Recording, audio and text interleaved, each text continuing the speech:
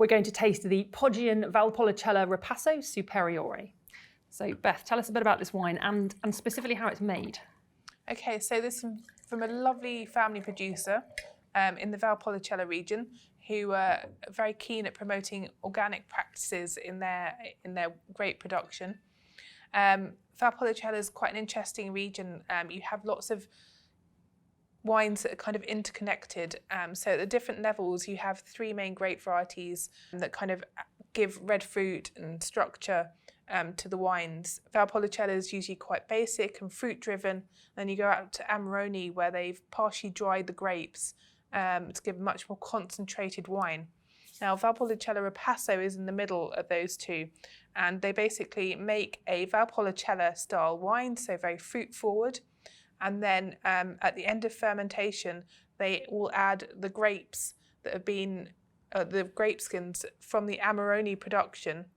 So Ripasso is basically repassed on these grapes, and the sugar left over in the grapes will restart a short fermentation, giving a lot more concentration to this style of wine.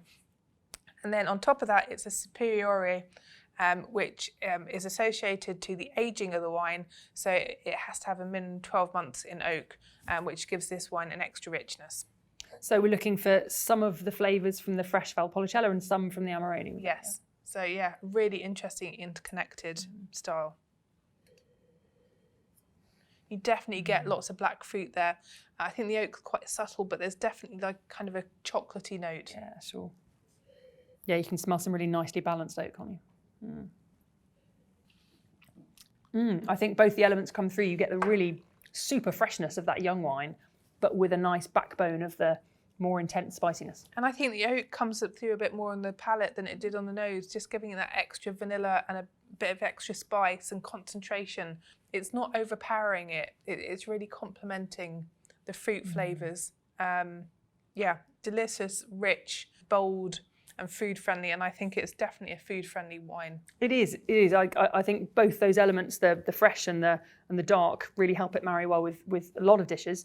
Abby's chosen a lovely, rich, creamy gnocchi dish to pair this with. Again, I think that the creaminess from the oak will pair perfectly, and then the fresh acidity from that lovely young fresh juice will cut through the creamy richness of the dish. So that's a really nice match, I'd say. But because of those two different elements and because of the production method, I think a very versatile wine.